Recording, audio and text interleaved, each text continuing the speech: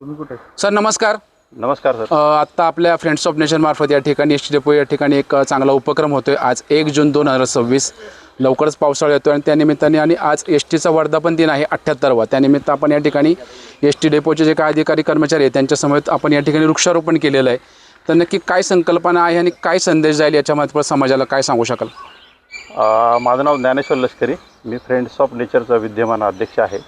ही माझी सगळी सहकारी तसेच सूर्यवंशी सरांची सहकारी सगळे एकत्र आलेत त्याबद्दल प्रथमतः सर्वांचा धन्यवाद.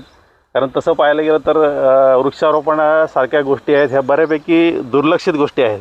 नक्कीच. पण एस टीचा 78वा आज वर्धापन दिन आहे 1 जून. 1945 साली एस टीचा प्रवास हा फक्त 36 गाड्यांनी सुरू झाला. अहिल्यानगर ते पुणे हा पहिला मार्ग होता आणि आज 15,000पेक्षा पण जास्त बसेस मला वाटतं सर कार्यरत आहेत. आणि ही खरं तर महाराष्ट्राची वाहिनी आहे. खेडोपाडी कुठले प्रॉफिटेबिलिटी न बघता जिथं जिथं गरज आहे त्या शेवटच्या टोकापर्यंत पोहोचवण्याचं कार्य सूर्यवंशी सर आणि एस टी डेपोची लोक म्हणजे अविरत आता 78 वर्ष करत आहेत.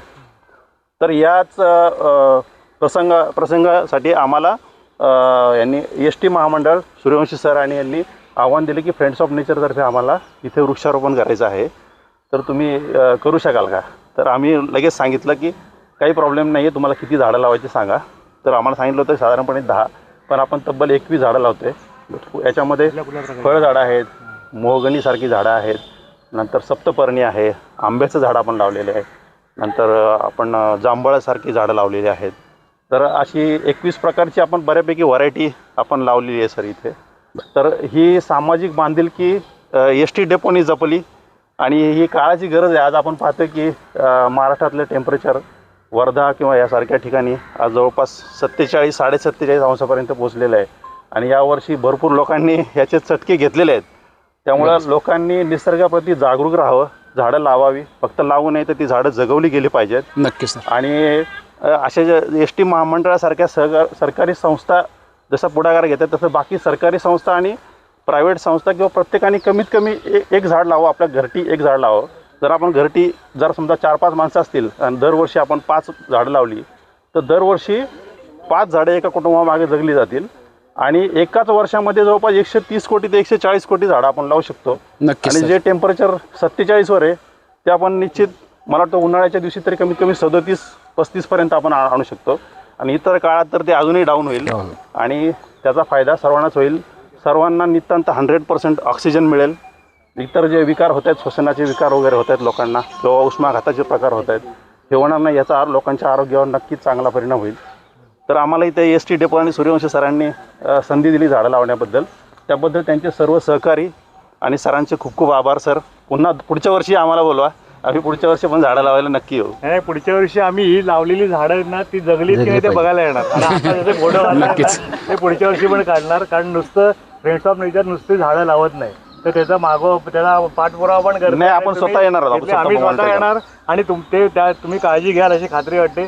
फ्रेंड्स ऑफ नेचरचं आता सध्या 1 जून ते 6 जूनपर्यंत आपण पर्यावरण सप्ताह म्हणून साजरा करतोय.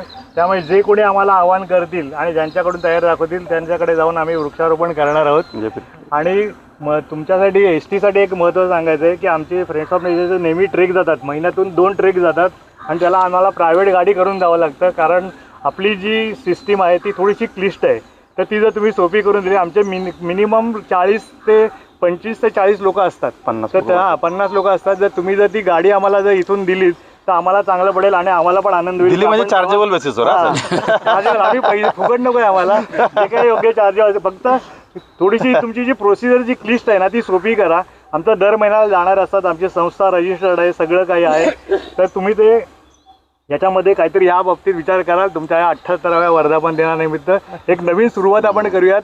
फ्रेंड्स ऑफ नेचरची टूर जर तुम्ही सहकार्य केलं तर ती एस टीच्या गाडीनेच जाईल. नक्कीच. आणि ती टूर आहे ना, ती टूर म्हणजे लोकांना फिरण्यासाठी म्हणून नाही सर, तर लोकांचा निसर्गाशी संवाद साधण्यासाठी, सुसंवाद साधण्यासाठी आणि जो काही रेजिस्टन्स आहे तो आता लोकांचा सहवास वाढला पाहिजे निसर्गासोबत.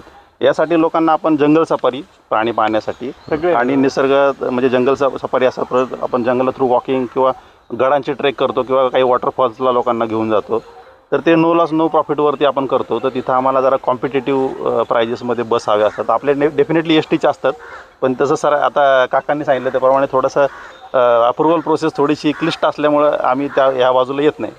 तर नाही काय हरकत नाही, आपण बघू, चर्चा करून त्याच्यावर मार्ग काढू. ट्रेक जाताना निश्चित तुमचे संपर्क साधू, तुमच्याकडून सहकार्य मिळालं तर पहिला नंतरचा आमचा जो ट्रेक असेल तो एस टीतूनच जाईल आणि आम्ही एस टीच्या पुढे असा मस्तपैकी फ्रेंड्स ऑफ नेचरचा बॅनर लावू आणि त्याचा खूप आनंद वाटेल. नक्कीच सर, धन्यवाद. नक्की करू. आणखी